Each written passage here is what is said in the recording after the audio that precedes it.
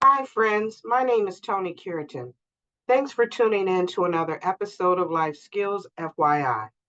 Life Skills FYI provides a set of core adult capabilities to manage work, family, and relationships successfully. It's designed to help build the skills adults need for life. Life Skills FYI teaches skills of planning, awareness, focus, self control, and flexibility. They are daily living skills to promote successful independent living, skills that every adult should know but were never taught in school. Life Skills FYI premieres on Thursdays at 10 a.m. on our My Virtual Academy Facebook page and on Instagram. Today, we are going to talk about how to give advice. So, when someone asks for your advice, it can feel like a compliment, or it might feel like the pressure is on for you to fix someone else's problem. Giving advice is more than just showing off your knowledge. You also have to be mindful not to appear pushy and judgmental. It takes patience, empathy, and solid listening skills to show support and give a helpful answer. Today, I'd like to share a few tips to help you be kinder and more supportive the next time that someone asks you for advice. So, the first most basic step in giving good advice, or any advice at all, is not to judge the other person. No one should be thought of as less than or as bad for a single decision that they may have made. You have to stay open minded, keep your face neutral, and try to avoid looks of shock or disappointment. Next, remove biases. We, of course, all have our own opinions on what is and what isn't right or what someone should do.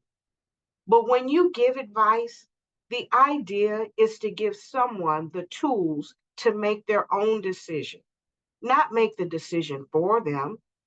Try to remove your own opinions from the conversation and just focus on helping them come to their own conclusion.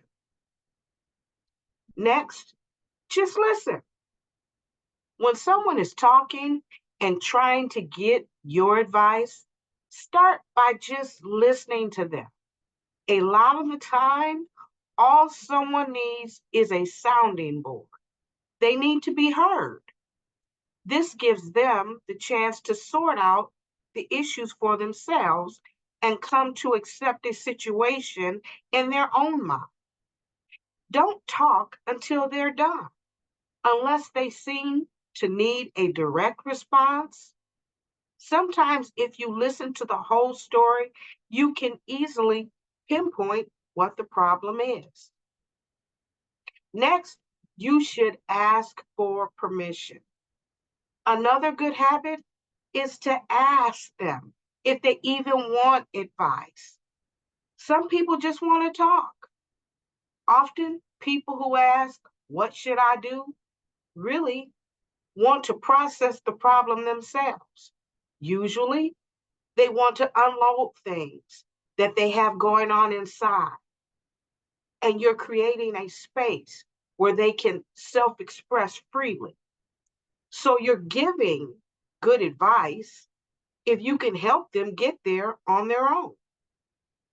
Giving unsolicited advice can seem like a good idea if you believe you're being helpful.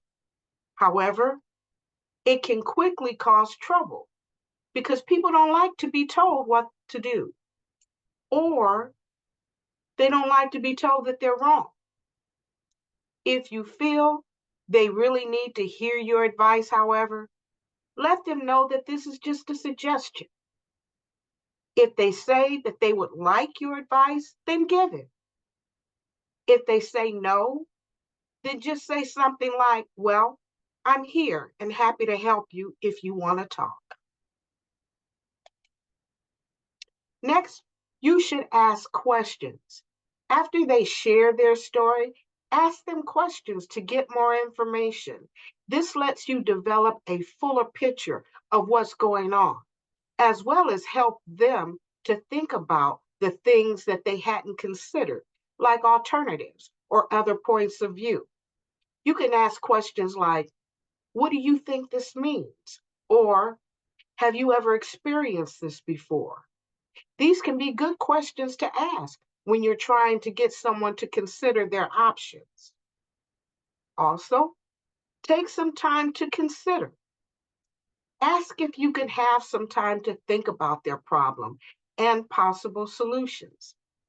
Take that time to really think about every possible solution that you can think of or ways to approach the problem. You could even take the opportunity to ask someone else for their advice about it, if you know someone who's more knowledgeable on the issue. However, most of the time, people want immediate help. So you should be prepared to respond to the best of your ability and follow up later. Next, help them evaluate the options. Sometimes people can't see the forest for the trees. They have a hard time seeing the entirety of their situation or even possible solutions because they're so fixed on a few small problems. Help them take a step back by going over the big picture from your perspective. Talk to them, talk them through their hurdles, go over with them what the difficult parts of the situations are and why they may pose a problem. Sometimes that's all they need, and they'll be able to see what they view as impassable as a barrier that they can overcome. Everything can always be put in perspective if you look at it from a different angle. Next, you should express confidence. Sometimes all a person needs to make the right decision is to know that someone else believes in them and that someone thinks that they can do the right thing. You can be that person for them, especially if no one else can be. Tell them something like, this is really tough, but I know that you'll make the right choice, and I'm here to support you. Again, remember to try and keep bias and judgment out of your voice and your words when you speak. So, your key takeaways: always be honest, kind, and supportive. Remember that the first step to giving advice is to listen closely. When you understand what it is they want, you can offer both your support and your advice. Well, friends, that's all my time for today. Thank you for tuning in. Feel free to contact me if you have any questions. My number is 586-842-0558. Again, my name is Toni Cureton, and I'll see you next time on Life Skills FYI.